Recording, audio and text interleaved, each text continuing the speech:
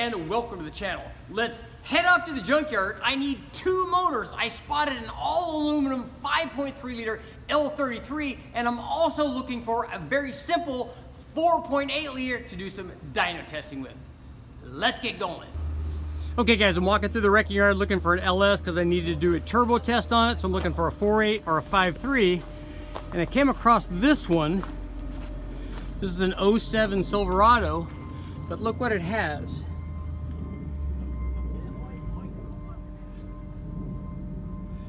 That's right, 799 heads. And I still don't know if this is a 5.3 or a 6 liter because the block doesn't really say anything. So let me know what you guys think. Because good things coming too. The aluminum motor, I want to bring his little brother. Got a 4.8 and an aluminum 5.3.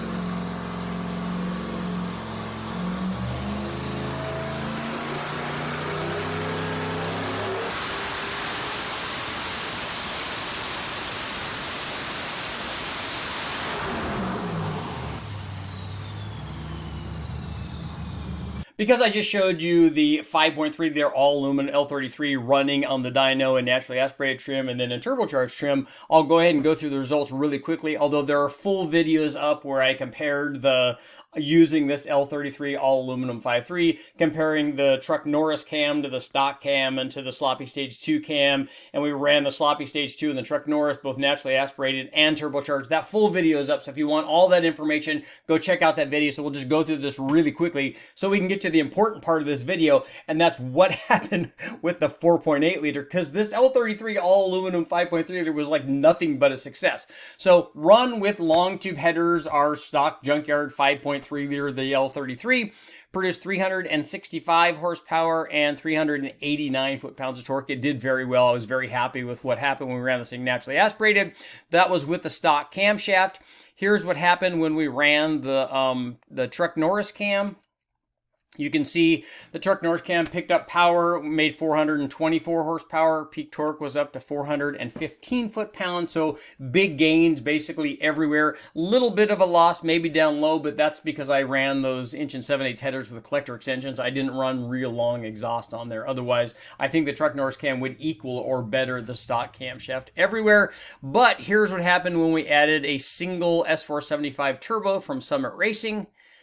So here's the truck Norris cam, and this is only at about 7 pounds of boost, maybe a touch over 7 pounds, 633 horsepower, and 625 foot-pounds. So again, no, I didn't check the ring gap, didn't do anything. All I did was take the motor, run it stock, run it with the truck Norris cam, then run it with a turbo on the truck Norris cam. We ran on E85, and so far, fingers crossed, everything's working great. So now let's take a look at what happened with the 4.8 liter, starting with the fact that when we got the motor, all of the, and this should have told me something, all of the exhaust bolts were broke off on one cylinder head and a couple on the other. And so Troy jumped in with the other guys, with Ish and Eddie, to help fix those rocker bolts before we even got it up on the dyno.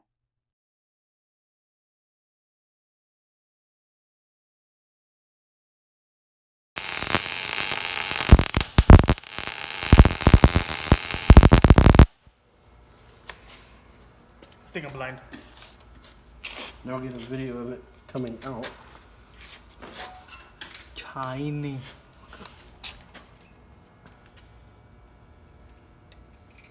Motherfucking trying to what the fuck are you doing?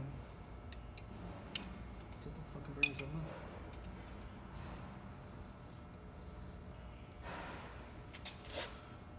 Make sure to grab that with your hand.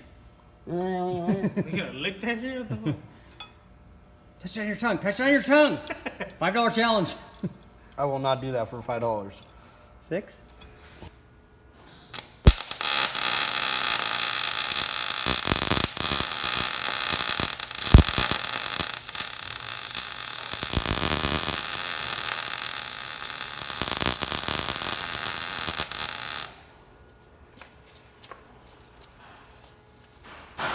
She's a glower. Is she a shower, though?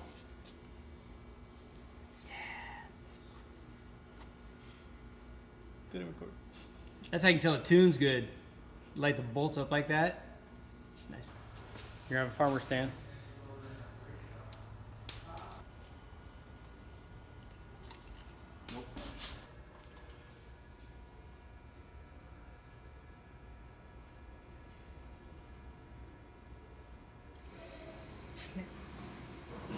Go, go, go, go. You can do it, Troy. There you go. There you go, boy. Shout. Go, Troy. Go, Troy. It's your birthday. It's your birthday. Go, Trig boy. You're getting him nervous.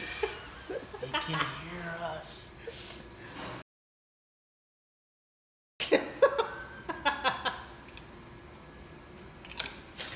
Mother.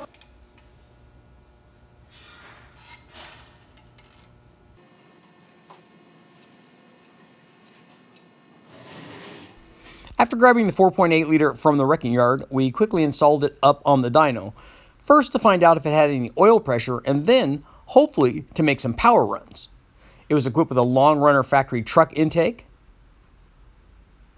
and drive-by cable throttle body, 706 heads, a set of 1 7/8 long tube headers with collector extensions.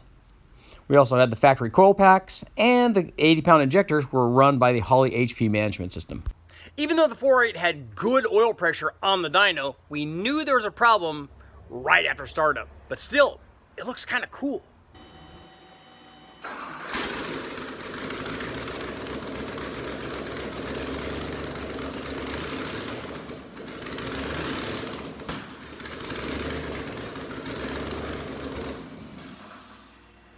Actually, it looks even cooler with the lights off.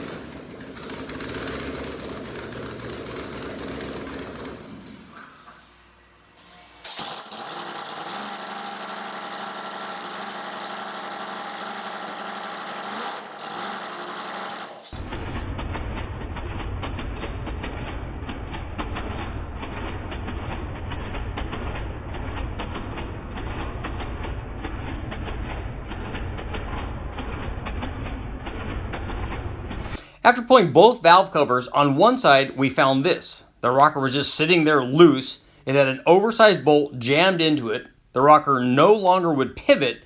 It had a broken rocker bolt, and this thing looked like it was glued in place. Not good. Not sure how he thought gluing the rocker in place was actually going to work, but if you take a look, the rocker stand was also broke. So this rocker was not going up and down. So we want to find out what's going on here. Oh yeah. That's totally nice. Yeah. What we had so far was a broken rocker bolt, a broken rocker, and a bent pushrod. Not a good start.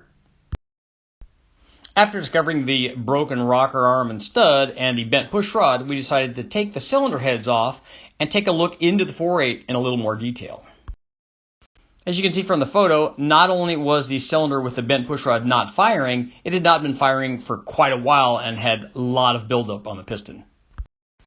Heavy buildup was also evident in the combustion chamber, and we would also find that the exhaust valve had come in contact with the piston, so we had a bent exhaust valve. Take a look at the buildup evident in the port on the intake port. This thing had been running like this for quite a while. After removal of the cylinder head, we had access to the lifter trays. Not surprisingly, the cylinder with the bent pushrod also had a broken lifter tray. Normally, these lifter trays just wear out and allow the lifter to rotate, which causes cam damage. This one was just cracked from physical damage. Removal of the lifter trays and lifter allowed us a close look at the camshaft, and the cylinder with the bent pushrod also had a flat camshaft lobe. The damaged cam had to be removed. Given the damage to the camshafts and the broken lifter trays, we suspected the lifter had rotated, but the lifter was actually in good shape.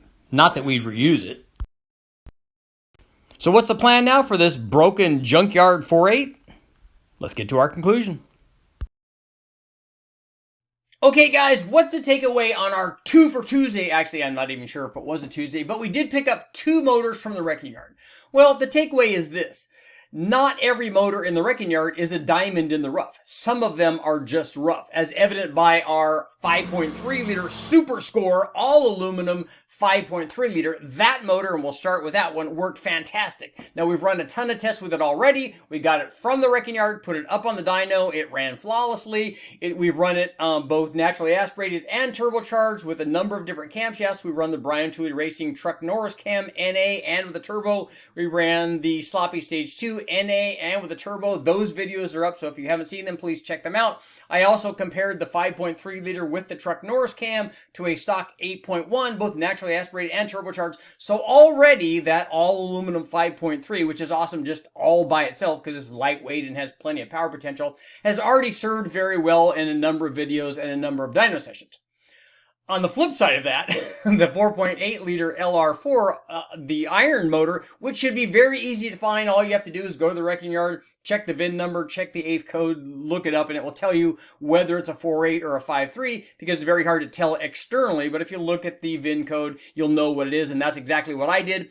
Normally what our procedure is we'll find the motor that we want. In this case, a 4.8 liter, we'll spin it over, and if it spins, it wins. Usually that works out fairly well. In this case, obviously, not so much. But even after I got the motor from the wrecking yard, put it up on the dyno, what we normally do is I'll put it up there and preliminarily install it, and then what we do is fill it full of oil, put a new filter and all that on there, and spin it over on the starter with the plugs out to make sure that it has oil pressure. And actually, if anything, the 4.8 liter had even better oil pressure than the all aluminum L33 5.3 liter did on the dyno. So I thought, okay, cool, good things are going to happen.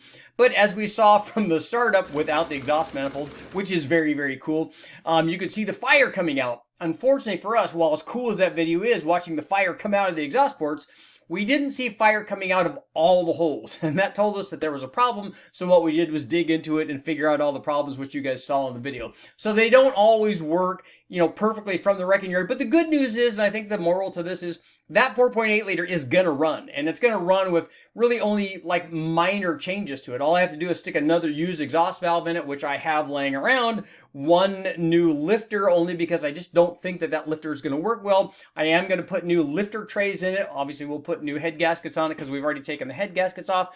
And then after we do that with it, and I'm going to take the camshaft out of the L33, or I have a couple of other LM7, LR4 cams, just used cams laying around, and just stick that thing in, the lifter, the valve, put the heads back on, put it all back together. And honestly, I honestly think it's going to run because Troy fixed the broken rocker bolt on the other cylinder head. So I'm just going to use that. I think it's going to go together, and I think it's going to work. I got my fingers crossed. I'm Richard Holder. Make sure to like, share, subscribe, ring the bell, do all that stuff. I'll keep testing.